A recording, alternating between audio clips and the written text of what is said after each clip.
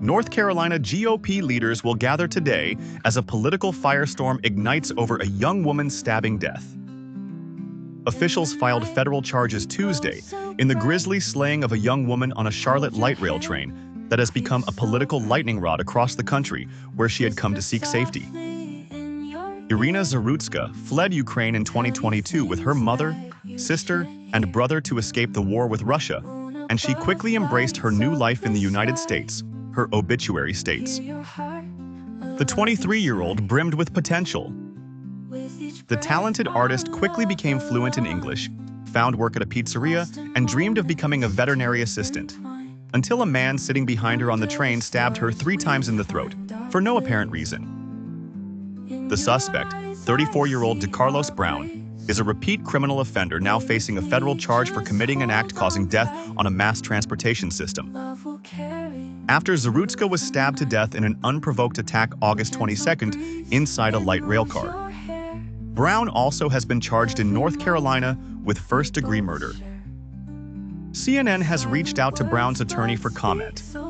Brown was homeless and had a long criminal record and, according to his family, a history of mental health issues. The Democratic mayor, Vi Lyles, blamed a tragic failure by the courts and magistrates and called for improved mental health care to help prevent tragedies involving those in crisis. Lyles on Tuesday won the Democratic primary in the race for her 5th 2-year term. CNN projected late Tuesday. She faces a Republican and Libertarian in November. The city has had a Democratic mayor for the past 16 years. Republicans accused Lyles and the criminal justice system of being soft on crime. They said a man with Brown's record shouldn't have been on the streets at all.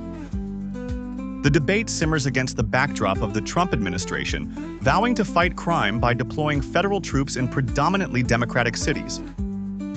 Now, members of the North Carolina GOP and 12th Congressional District Republicans will speak at a joint news conference Wednesday to bring light to the failure of Charlotte's Democrat leadership.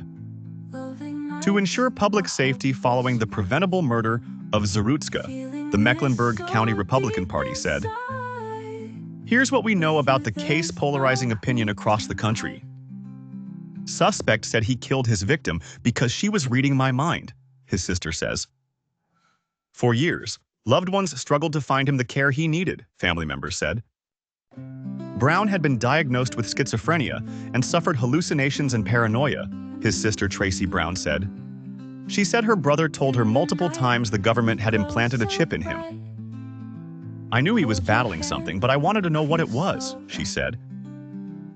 Brown was sometimes aggressive and attacked his sister in 2022, Tracy Brown told CNN. Though her brother was arrested that night, she decided to drop the charges out of concern for her brother's mental health issues. But it wasn't Brown's only run-in with the law.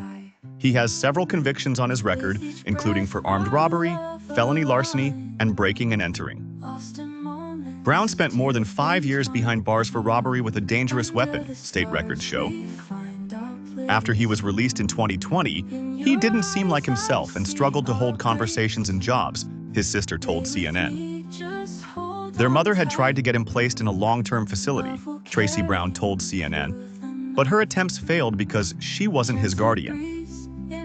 Tracy Brown said she talked to her brother after his arrest and asked him why he attacked the woman on the train.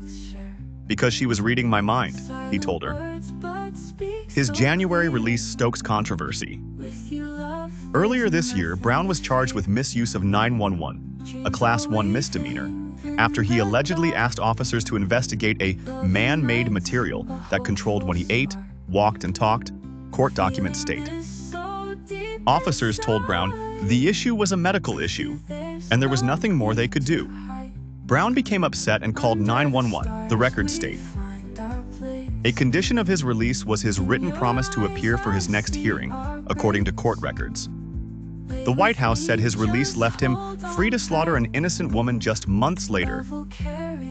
The family expressed their dismay on Tuesday. "We are heartbroken beyond words. Irina came here to find peace and safety, and instead her life was stolen from her in the most horrific way," said a family spokesperson in a statement that also called on city officials to address public safety failures and enact reforms.